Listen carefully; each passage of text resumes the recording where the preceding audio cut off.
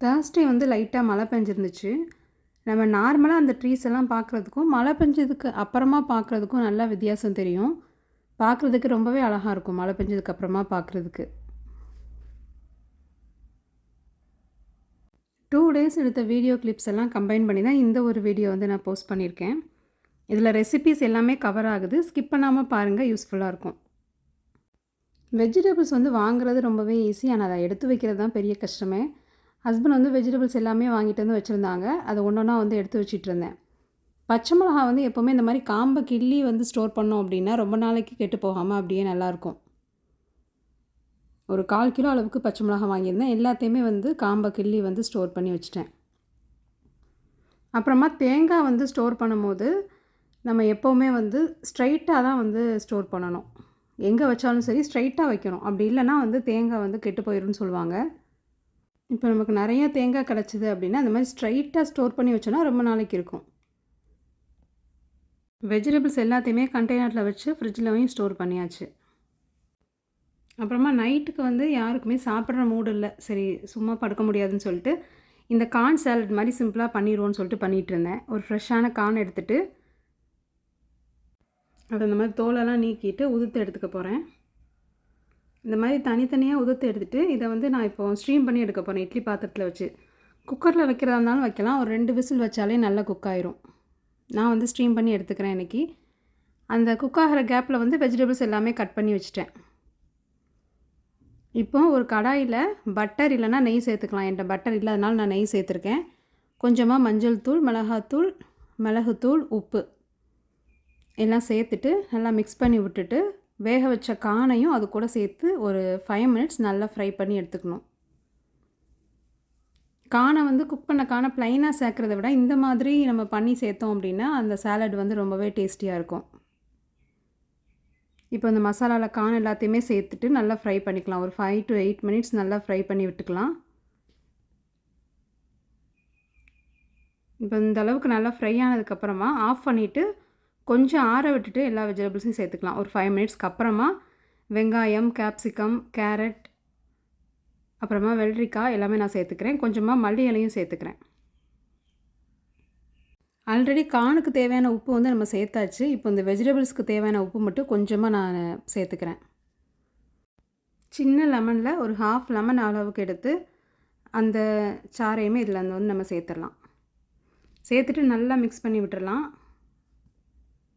நல்லா மிக்ஸ் பண்ணிட்டோன்னா அவ்வளோதான், ரெடி ஆயிடுச்சு. இந்த மாதிரி சாலட்லாம் செய்கிறது ரொம்ப ரொம்ப ஈஸி. ஆனால் ரொம்ப ஹெல்த்தியும் கூட. இந்த மாதிரி லீவ் டைமில் பசங்க ஸ்நாக்ஸ்னு அடிக்கடி கேட்குறாங்கன்னா இந்த மாதிரி நம்ம செஞ்சு கொடுக்கலாம்.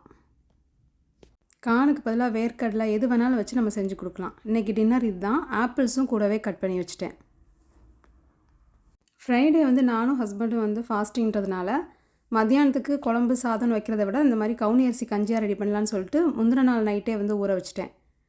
நல்லா கழுவி நல்ல தண்ணியை ஊற்றி ஊற வச்சுட்டேன். அதனால் அந்த தண்ணியோட அப்படி குக்கரில் சேர்த்துக்கிறேன். சேர்த்துட்டு இதை வந்து ஒரு 10 to 12 விசில் வரைக்கும் நல்லா ப்ரெஷர் குக் பண்ணி எடுத்துக்கணும். நல்லா குக் பண்ணதுக்கப்புறமா கொஞ்சம் நேரம் ஆற விட்டு இந்த மாதிரி மிக்ஸி ஜார், பெரிய மிக்ஸி ஜாரில் சேர்த்துட்டு லைட்டாக பிளெண்ட் பண்ணி எடுத்துக்கலாம். தேவையான அளவுக்கு நான் நாட்டு சர்க்கரை சேர்த்துக்கிறேன்.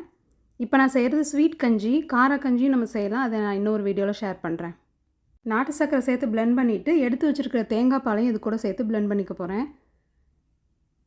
நம்ம வந்து எலக்ட்ரிக் பிளெண்டர் இருந்தாலும் அதுலேயும் வந்து நம்ம இதை வந்து பிளெண்ட் பண்ணிக்கலாம். நான் வந்து மிக்ஸி ஜார்லேயே பண்ணிட்டேன். இது வந்து ரொம்பவே ஃபில்லிங்காக இருக்கும். அதனால் வெயிட் லாஸில் இருக்கவங்களுக்குலாம் இது வந்து ஒரு சூப்பரான ரெசிபி. ஹஸ்பண்ட்க்கும் இதை நான் பேக் பண்ணிட்டேன். இன்றைக்கி ரைஸ் வேண்டான்னு சொன்னதால். கூடவே வந்து ப்ரோட்டீனுக்கு எக்கும், பாயில்டு எக்கும், கொஞ்சமாக உப்பு, பெப்பர் ரெண்டையும் மிக்ஸ் பண்ணி லைட்டாக ஸ்ப்ரிங்கிள் பண்ணிவிட்டு அதையும் பேக் பண்ணியாச்சு.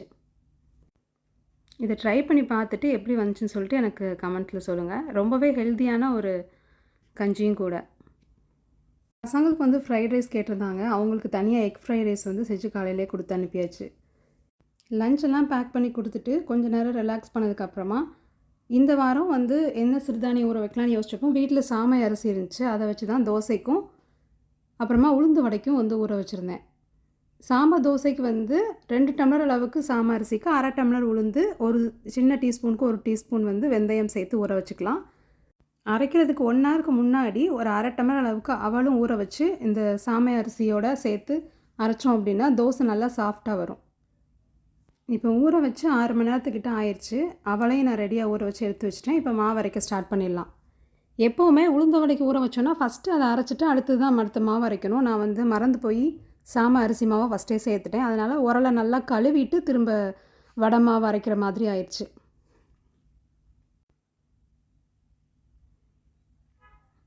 ஓரளவுக்கு இதை நல்லா ஸ்மூத்தாக அரைச்சி எடுத்துட்டோன்னா தோசை வந்து ரொம்பவே சூப்பராக வரும்.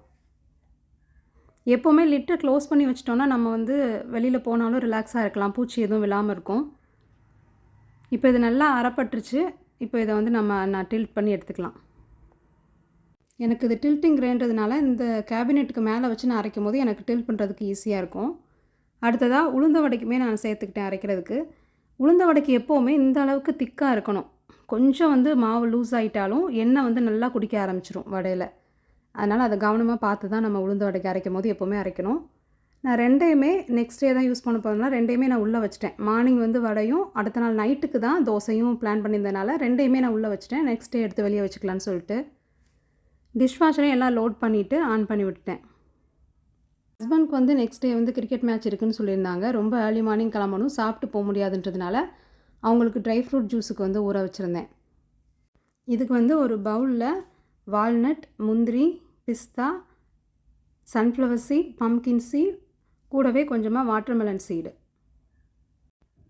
அப்புறமா ட்ரை ஃப்ரூட்ஸில் வந்து கருப்பு உலர்ந்த திராட்சை, ஒரு 3 அளவுக்கு அத்திப்பழம், கொஞ்சமாக டேட்ஸு இதெல்லாம் சேர்த்துட்டு ஒரு வாட்டி வாஷ் பண்ணிவிட்டு நம்ம தண்ணி ஊற்றி ஊற வச்சுக்கலாம். இப்போ நம்ம வீடியோவோட எண்டுக்கு வந்தாச்சு. இந்த வீடியோவை நான் இதோடு முடிச்சுக்கிறேன். இன்னொரு வீடியோவில் பார்க்கலாம். பை.